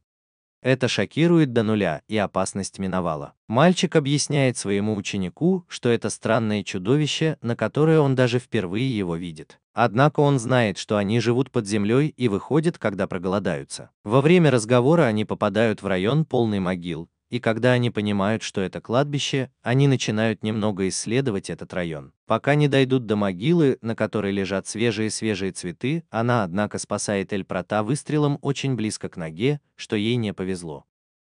Оказывается, это табу, которое напоминает ему о том, что он приказал ему уйти, и тишина окружает всю обстановку, прерываемая только звуком заряжающего, готовящего еще один выстрел и еще одну пулю, который проходит очень близко к голове Прата, даже не успев предупредить его. После этого мужчина в последний раз повторяет ему, чтобы он уходил, поэтому Прата просто подчиняется и продолжает идти между деревьями, пока не исчезнет. Снова Зеро, рассерженный поведением этого человека, говорит, что нехорошо целиться в человека из пистолета, но он признается ей, что это не так. Возможно, он защищает что-то очень ценное для него. Снова в могиле мужчина слышит мощный рев и, не задумываясь, бежит в том направлении, приготовив оружие, пока, наконец, выйдя из-за деревьев, не достигнет расчищенного участка, в котором он наблюдает через смотровое стекло, есть ли какая-либо возможная опасность. Через несколько секунд из-под земли появляется тот же монстр, которого мы видели ранее, с дрелью в лице. Так что Тава, увидев его, узнает его и вспоминает, что произошло в тот день, когда он потерял свою дорогую дочь. В этом воспоминании существо появилось в деревне и начало разрушать, поэтому, когда жители деревни поднялись наверх, маленькая девочка заплакала, и мужчина помог ей. Однако за это его чуть не сожрало это существо, которое, если бы его не остановил другой вооруженный человек, съело бы первого. Боевик выстрелил еще несколько раз в существо, которое теперь сосредоточило свое внимание на нем, однако пули, казалось, не причиняли ему никакого вреда, пока внезапно мощный выстрел не пронзил один из глаз монстра и не появился Дао. Он берет на себя ответственность за убийство этого зверя и просит своего товарища сбежать, но зверь мощным ударом разрушает здание, бросая на него огромные бревна. В настоящем охотник замечает, что он тот же монстр, что и в прошлый раз, из-за того, что у него отсутствует один глаз. Поэтому он пытается прицелиться в другой, однако прицел начинает давать сбои, в результате чего выстрел не удался. Этот выстрел предупреждает Протона, и когда существо приближается, Табу снова указывает в направлении одного из его глаз, однако его сильно ударили и швырнули о камень. Увидев это, Ноль говорит Протону, что они должны помочь человеку, однако тот комментирует, что он не из тех, кто, кажется, хочет помочь, и они просто ограничиваются наблюдением. Так что в этот момент человек получает еще один удар от существа, вспоминая, как когда-то опасность миновала, он был ранен. Он проснулся под бревнами, увидев вокруг себя разрушенную деревню и труп своего товарища. Направляясь в кафе, был неприятно удивлен, увидев свою дочь совершенно мертвой, что глубоко опечалило этого человека. Увидев медальон своей дочери, это дает ему достаточно сил, чтобы снова встать и продолжать сражаться со зверем. И пока он медленно приближался к нему, активируя свое сверло, Прота со своей силой удается атаковать его одной из его ног, заставляя его скользить, и Табу ему удается выстрелить ему в рот, который проходит через череп монстра, убивая его на месте. Уже вернувшись в кафе, Эль Прота, кажется, намеревается, чтобы я приготовил ему кофе, однако, видя, что это кажется чем-то невозможным, он просто соизволил вернуть ему ожерелье своей дочери, которое он потерял во время драки. Так что, увидев, что Прота добросердечный человек, Табу решает угостить его чашечкой, что очень радует Зеро. На следующий день, когда она входит в кабинет Проты, она видит, что над ним женщина кормит его. На этот вопрос, кто этот мальчик, она отвечает, что его новая секретарша. Женщина спрашивает его, кто эта малышка, на что он отвечает, что она как домашнее животное, что очень удивляет, особенно если учесть, сколько он намазал пудингом. Это заставило ее очень нервничать и даже смущаться до нуля, пока она внезапно не просыпается, понимая, что все это было просто кошмаром. И завидует, думая о том, как счастлив выглядел ее учитель, она думает, что должна найти какой-нибудь способ стать ближе к нему и, наконец, стать его учителем. Взрослая. Так что пока он спал, она убежала, направляясь в магазин одежды, где увидела взрослый костюм, который ей очень нравится.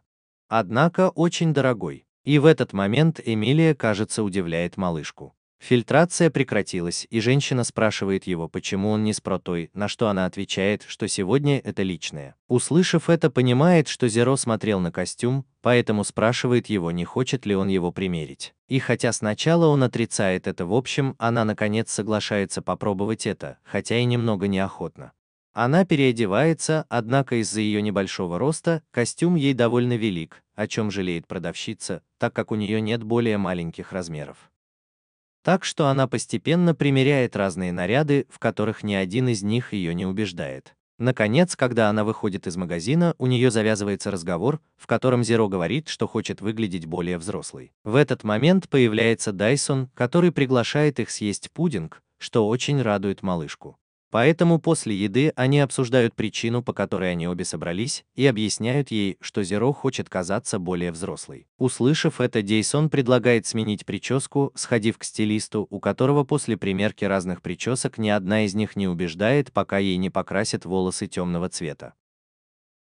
Вспоминая девушку из своего кошмара, думает, что с такой же прической она выглядит взрослее, чем он. И хотя все сходятся во мнении, что она выглядит намного взрослее, да он понимает, что единственная проблема в том, что Зеро очень маленькая. Поэтому они решают пойти в магазин Вендена, чтобы спросить его, есть ли у него какие-нибудь лекарства для увеличения роста, но есть проблема, на что Дайсон отвечает ей, что если это деньги, независимо от того, сколько они стоят, она их заплатит. Но продавец объясняет, что это не имеет никакого отношения к деньгам, а находится в магме, так как там растет дерево, дающее плоды, и показав ему плоды в одной из этих книг. Он замечает, что не знает, существует ли оно на самом деле, на что Эмилия предлагает пойти, чтобы проверить это, что очень удивляет Дендена, поскольку они просят его вести их. Так что под небольшой угрозой он наконец соглашается, но спрашивает, как они собираются ехать. На что миллионер говорит, что он сам позаботится об этом, отведя их к огромному бассейну, из которого выходит огромный вертолет. И все же перед тем, как сесть, Эмилия спрашивает Зеро, не хочет ли он поехать. На самом деле будет нормально, если они отправятся на новый континент, не сообщив об этом Проте, и она, немного подумав, говорит, что да. Уже в Магвель-Денден он очень обеспокоен опасностями, с которыми они могут столкнуться, но Даун спрашивает его, голодны ли они. И через несколько секунд дворецкие накрывают элегантный стол со свечами и вином. Она заканчивает трапезу, и к ним медленно приближается маленькое существо, похожее на львенка с крыльями. Это очень пугает Денден, которая хватает одно из своих ружей и направляет на существо, намереваясь отомстить за унижение, которое она испытала с черепахой. С тех пор она тренировалась, и пришло время показать результаты. Поэтому, подумав, что если он победит зверя, Эмилия поздравит его и привлечет его внимание, но другие очень сомневаются, стреляли они или нет. Зеро подходит, дает ему морковку и еще немного еды и говорит ему, что это вегетарианское животное, которое очень удивляет продавца. Продолжая свое путешествие и видя множество существ, они наконец достигают места появления первых плодов, несмотря на то, что переход Дендена был немного затруднен. И однажды под деревом Зеро просит женщину встать. Однако он не может добраться до нее в течение нескольких минут, поэтому, продолжая попытки, они наконец хватают ее, но теряют устойчивость и падают на продавца. Чтобы доказать, что результаты положительные и фрукты не ядовиты, нужно сначала попробовать их на вкус. Сначала кажется, что ничего не произошло, однако когда он встает, он понимает, что его ноги очень длинные. Увидев, что несмотря на то, что он увеличился в размерах, этот фрукт был не тем, что нужно, так как в следующем, который был в болоте. Он лежал рядом до этого, она случайно поскользнулась, упала и нечаянно съела его, что привело к тому, что голова Эльзы очень сильно вытянулась, поэтому они решили попробовать другую. Среди всех них они заставляют продавца снова стать морской свинкой в группе, которая увеличивала все тело, становясь гигантской. Как только он пришел в норму, они начали замечать, как земля дрожит от шагов огромного существа, которое было гигантской улиткой, которая даже не двигалась с места. Он реагировал на пулеметные выстрелы указанных дворецких, которых он сбивал своими щупальцами. Все начинают готовиться к битве с ним, пока Денден не выстрелит в него из арбалета и стрела не отлетит, показывая нам, что монстр был действительно жестоким. Зеро со своим дроном пытается отвлечь его, но гигантская улитка выпускает своего рода споры, из которых вырастают растения, которые создают новые формы. Клетки вокруг них, оставляя их в ловушке очень уязвимыми. В тот момент, когда казалось, что улитка собирается их съесть, из одного появляется прота, наносит ему удар и подбрасывает в воздух. Однако улитка возвращается в атаку, так что этот просит его убраться оттуда, пока он разбирается с монстром. Поэтому, пока они оба сражаются, остальные ищут способ выбраться из своей клетки с растениями, и они говорят, что единственный вариант – это снова взять растущие плоды. Денден отказывается, но его заставляют. Прота из-за того, насколько сильным было чудовище, не смог победить его. Но на расстоянии продавец стал гигантом, уничтожив растение и съев еще один плод, от которого ноги сильно выросли. Он сильно пинает улитку, и хотя она теряет равновесие и падает, но в довершение всего его заставляют съесть последний из фруктов, который вытягивает голову и ударом головы переворачивает улитку, чем Прота пользуется, чтобы дать ему удар. Мощный удар по его слабому месту, заканчивающийся боем. Вернувшись домой, Эмилия, Даон и Денден прощаются. В то время как Зеро извиняется перед своим учителем за то, что отправился в Магмель, не предупредив его, объясняя, что это произошло потому, что он хотел найти вещь, похожую на книгу, которую держал продавец, поэтому Прота говорит ему, чтобы он ушел. Она дала его ему, и, конечно, это подделка. Несмотря на то, что Зеро собирался рассказать ей о том, что, как он написал в книге, действительно произошло, он просто говорит ей, что в следующий раз она возьмет его с собой. На что она явно соглашается, думая, что им было очень весело во время поездки. Несколько дней спустя Прота сражается с каким-то динозавром, и после того, как он создал меч с помощью своих способностей, он покончил с ним. Позже пара благодарит его за выполнение их заказа, и он уходит, чтобы его поздравили с нулем за хорошую работу, так как им нужно было хорошо заплатить из-за того, что они сделали. А в холодильнике уже остался только кетчуп.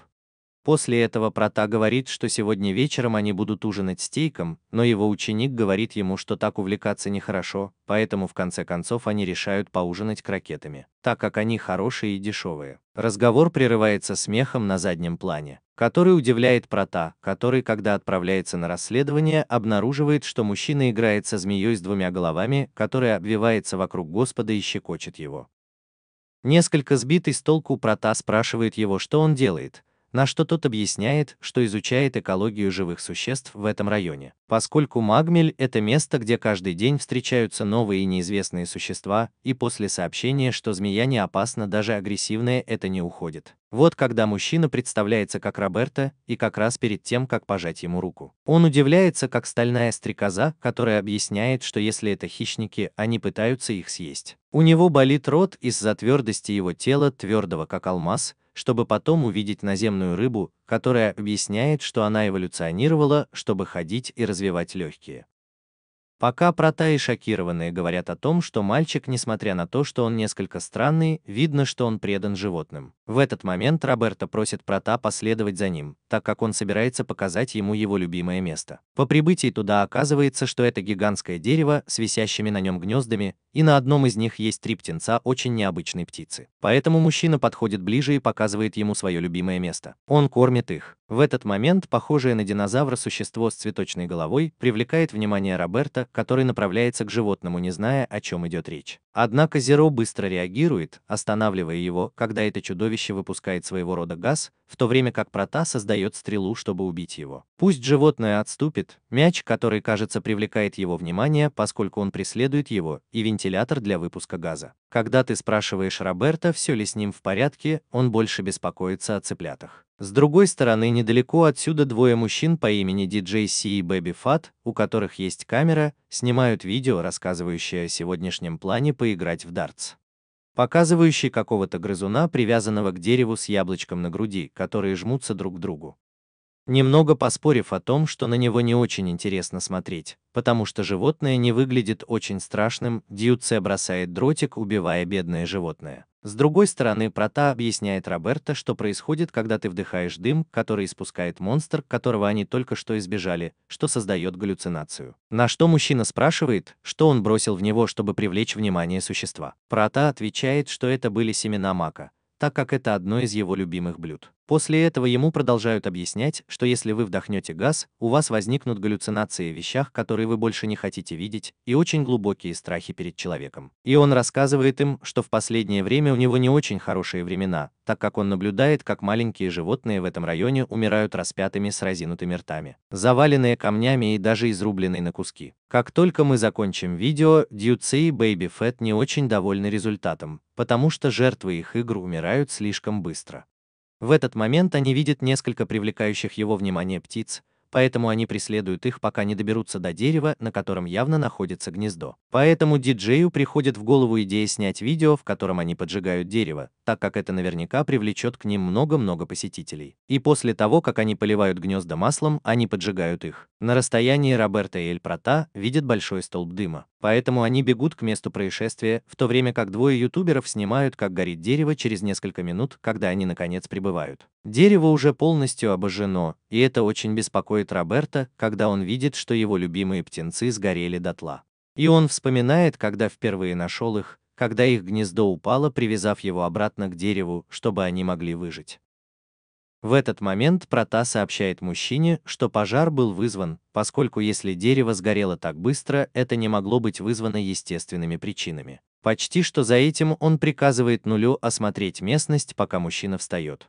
Пока диджей и Бэби Фэт обсуждают, насколько это было опасно, но захватывающе, и насколько хороша будет запись. Роберто продолжает сожалеть, и Зеро находит канал поджигателей, чтобы затем найти их поблизости. Когда Прата сообщает ему об этом, он спрашивает его, что он будет делать, поэтому жертва ярости достает из рюкзака нож и решает за них. Когда они наконец встречаются и он спрашивает их о причинах, они пытались немного уклониться от темы разговора, однако Роберто продолжает говорить о том, о семействе, что они их обнаружили и что именно они убили бедных птиц, и Дьюце говорит, что в магме нет животных, только монстры. На что Роберто объясняет, что это птенцы, потерявшие своих матерей, и что им очень трудно выжить в такой среде, так как у них очень много врагов. Тем не менее, ютубер продолжает оправдываться, говоря, что другой враг, поэтому то, что произошло, было чем-то неизбежным. Чтобы затем попытаться заставить человека почувствовать себя ужасно, спросив, ест ли он мясо. Поскольку было бы лицемерием защищать одних животных, в то время как он ест других, заставляя их так себя чувствовать. Он все больше и больше злится, говоря им, что они не должны лишать себя жизни из-за глупых игр, на что Дьюце продолжает насмехаться.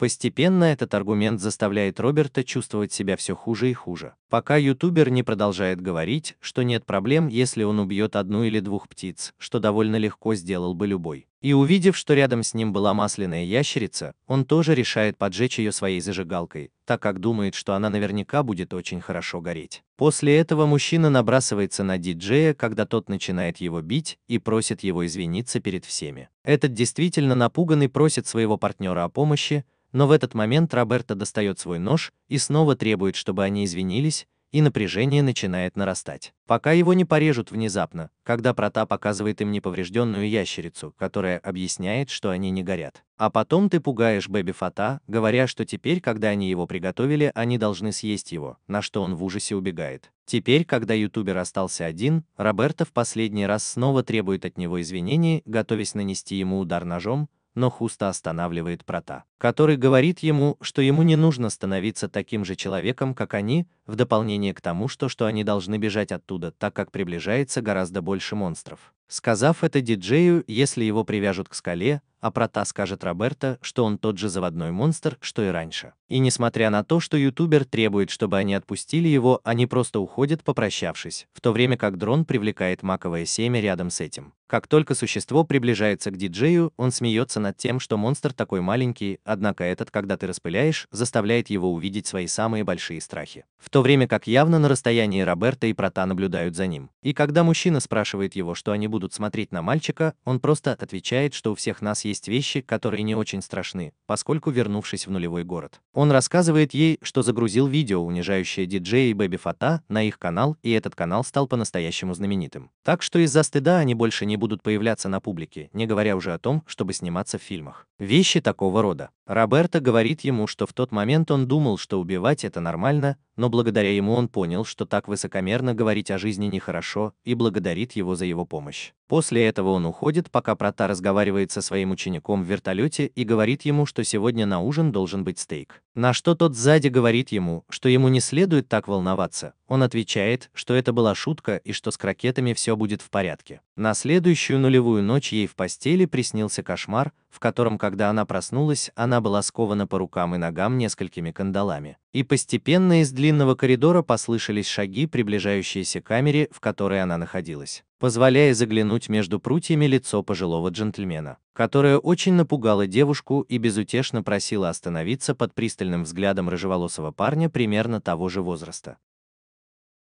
Старик достал пульт дистанционного управления, нажатие кнопки которого убило ее током. После этого она, наконец, по-настоящему проснулась в своей постели, но в равной степени была напугана, так как не могла выбросить из головы жуткую улыбку старика. Как вдруг услышала звук удара. И он идет расследовать убийство. Комната Прота. Ты видишь, что это просто потому, что он упал с кровати, но все еще спит. Это успокаивает ее, когда она вспоминает, как он дотронулся до ее головы, и после этого она автоматически возвращается ко сну. Утром она замечает, что ее учитель проснулся даже раньше нее, что обычно бывает довольно странно, и думает, что она буквально приближается к концу света.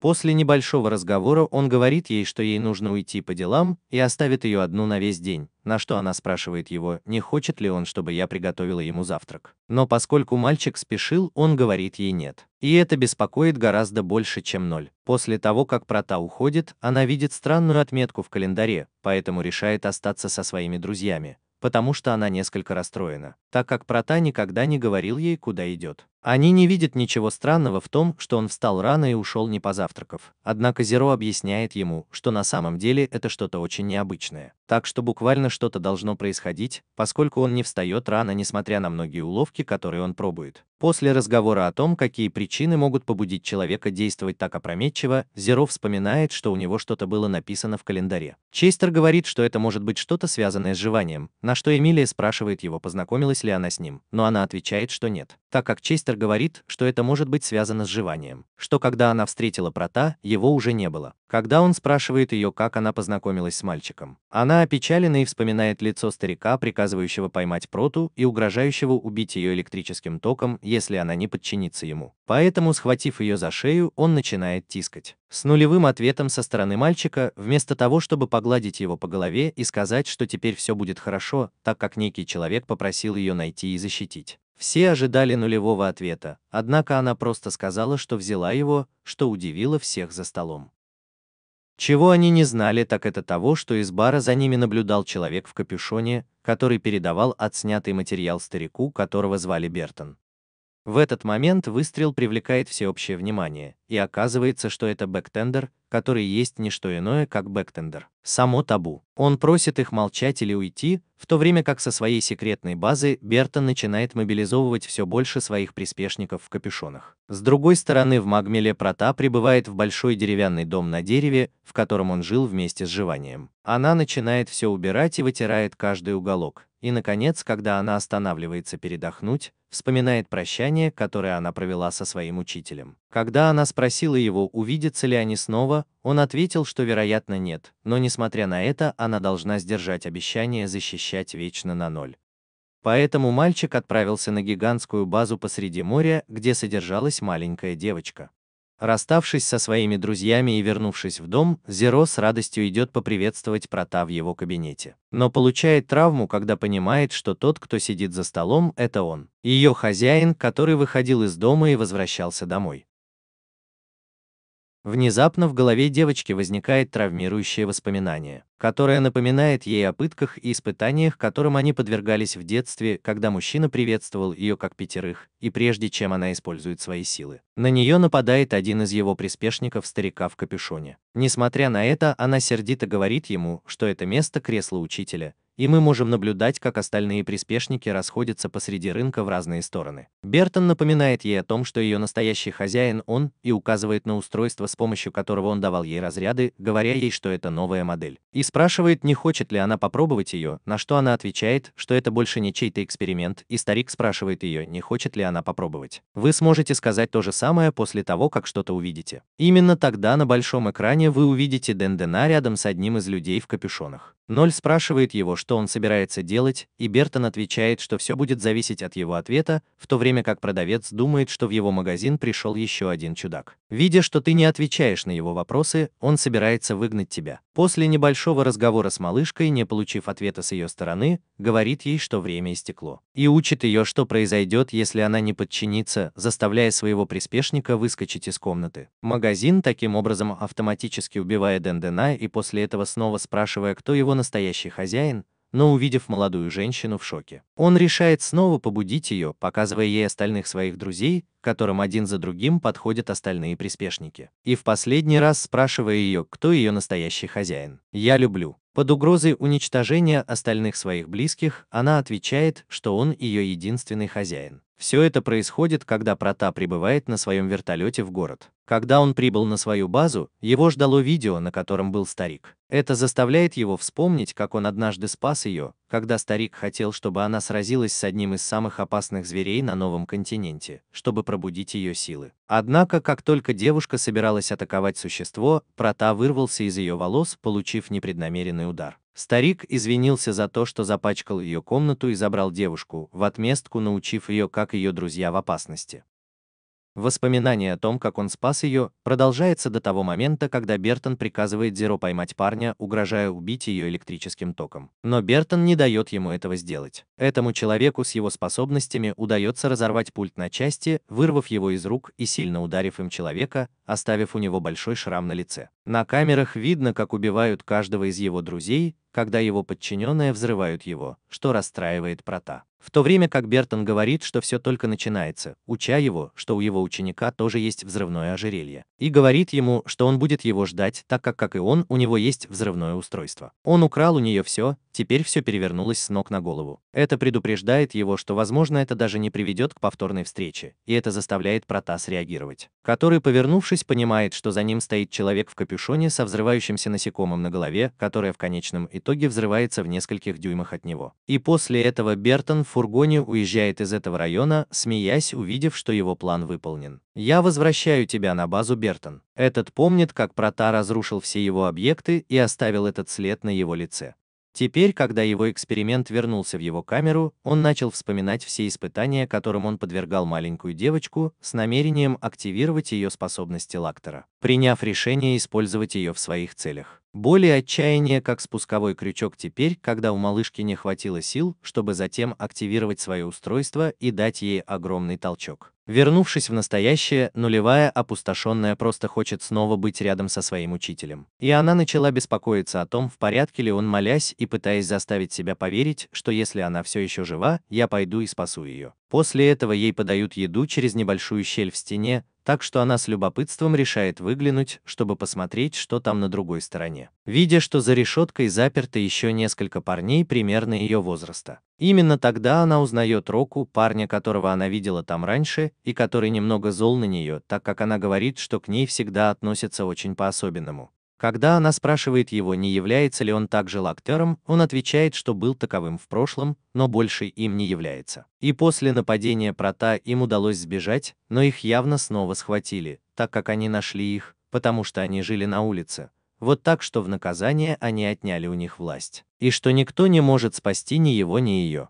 Но Зеро отвечает ей, что ее учитель придет ей на помощь, что явно заставляет мальчика смеяться. Через несколько секунд приходят люди в капюшонах, чтобы забрать его. Старик, который находится в своем кабинете, наблюдает через камеры, как Проте удалось избежать нападения, и думает, что все, что он сделал, это убил его. Впереди будет очень весело. Вот как нам показывают, как Прота смог спастись, создав перед собой большой щит. Несмотря на то, что получил несколько ушибов, сумел сбежать из здания на вертолете и теперь направлялся спасать своего драгоценного друга. После этого Роквелла отвезли к Бертону, который благодарит его за чудесный подарок, который они ему подарили, явно имея в виду его способности. И теперь, когда они больше не служат цели, Роквелл отправляется в больницу. Ничто не хочет, чтобы ему оказали последнюю услугу. Именно в этот момент большая стеклянная пластина разделяет их обоих. И из некоторых устройств выходят насекомые, которые в конечном итоге садятся на головы молодых людей, цепляясь за них как за жало. Крики боли пугают Зеро, который он слышал из своей тюрьмы. Уже ночью на морскую базу Бертон прибывает Прата, который замечает его присутствие, будучи предупрежденным камерами, и связывается с Зеро, рассказывая ему, как он умер, ваш учитель.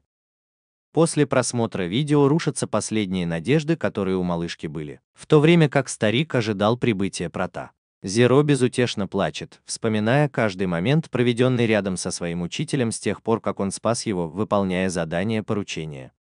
И он думает обо всем, чему научился, и мне нравится быть рядом с ним. Оказавшись на базе, Прата проникает очень скрытно, пока над ним не начинают нависать огромные трубы, но, к счастью, он уклоняется от них, пока не попадает в комнату, где его ждали люди в капюшонах. В этот момент с потолка спускается экран, на который проецируется живое видео Бёртона, объясняющее ему, что у его подчиненных есть тот же механизм, что и раньше. И когда Прата спрашивает его, почему он решил довести все это до конца, старик отвечает ему, что ему нужно время, чтобы подготовиться заранее. Его вина в том, что он так много разрушил, когда вы виделись в последний раз. Они оба продолжают разговаривать, пока старик не скажет ему, что теперь он намного сильнее. Однако, похоже, это не имеет значения для Праты, который спрашивает его, где его подруга, на что Бертон отвечает, что она в соседней комнате. Однако ему не обязательно знать что-то подобное, но Прата продолжает спрашивать об этом снова и снова, пока у него не заканчивается терпение человека, который приказывает своим подданным покончить с ним. Один за другим они набрасываются на него с намерением поймать, однако из-за своих способностей он избегает их всех, пока старик не взрывает одного из своих приспешников. Но Проти удается избежать взрыва, прячась за колонной, и Бертон, осознав это, заставляет его бежать. Они автоматически окружают и прорываются через его лакеев,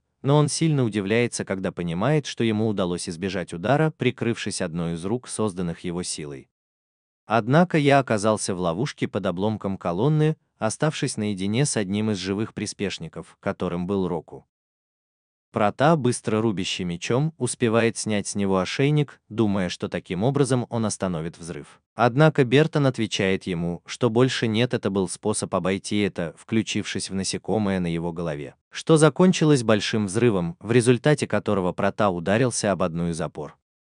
Именно тогда старик входит в комнату и видит, что Прата полностью ранен. Однако ограничивается тем, что повторяет вопрос о том, где его подруга, и после того, как он встает, своей силой создает меч, который направляется к старику, который внезапно пронзает его ногу от парня с другим мечом, показывая, что теперь у него тоже есть сила Лактера. И теперь, когда у него есть эта сила, он намного сильнее. После этого нам показывают, как он получил свои силы, передав их Року, чтобы затем убить своего подданного. Он также рассказывает Проти, что даже собрал 58 персонажей, чего было недостаточно, так как он настолько силен, что это делает его идеальным противником, чтобы испытать свою новую силу. Итак, после небольшого разговора, в котором они бросают вызов друг другу, чтобы узнать, кто сильнее другого, Прата встает и создает в своей руке гранату. Однако Бертон останавливает его, рекомендуя, что у него есть пульт, который может привести в действие взрывчатое вещество его подруги, и напоминая ему о том, что он должен быть в безопасности, что он раньше отрезал то, что у него очень близко. И для такого новичка, как он, необходимо преимущество, чтобы он был справедливым, нажимая кнопку, заставляя воротник оторваться от земли. Взрыв пугает до нуля, который все еще жив в своей камере.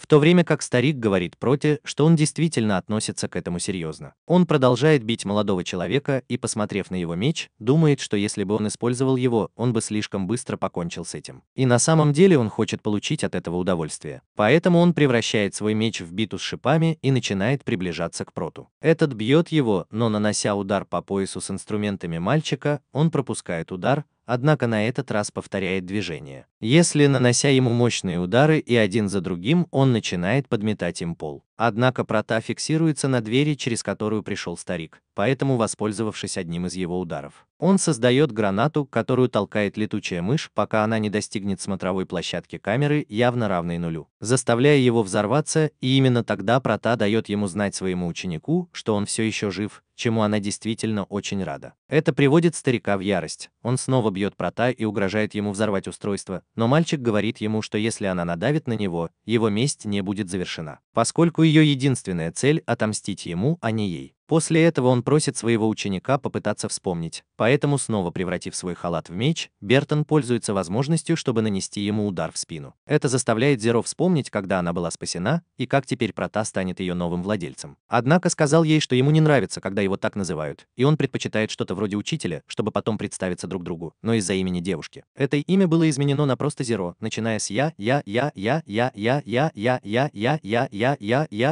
таким образом, ваша новая свободная жизнь. Бертон, видя, что Прота ничего не делает, сказал, чтобы она освободила своего друга в обмен на то, что он встанет на колени. Услышав это, девушка из другой комнаты вспомнила, как она преклонила колени перед стариком, умоляя его о пощаде. Так что из-за бессилия ничего не делать и видеть, что ее учитель вынужден это делать, и вспомнив, как он подвергал себя опасности, чтобы спасти ее, она активизирует свою деятельность. Иметь возможность разозлиться и освободиться от оков и устройства, которые удерживали его, чтобы направить атаку на дрона, тем самым остановив удар, который он собирался нанести Бертону. И после этого Прота создает одну из своих гигантских рук, которая бьет старика, оставляя его полностью нокаутированным и на полу. И после того, как он снова оказывается рядом со своей ученицей, она извиняется за все причиненные неприятности, и это напоминает ему о том, что он обещал защищать ее всю свою жизнь. Поэтому он говорит ей, что она должна уйти, так как они очень голодны. Однако с высоты наблюдателя старик снова уже стоя говорит, что они еще не закончили, и съев какой-то фрукт, он значительно повышает свою силу. Но что-то в его теле начинает его подводить, и он падает со смотровой площадки на пол камеры, чтобы затем превратиться в бесформенное существо, которое нападает на них, и она начинает обмен ударами, который прекращается, когда Прота отрубает ей голову.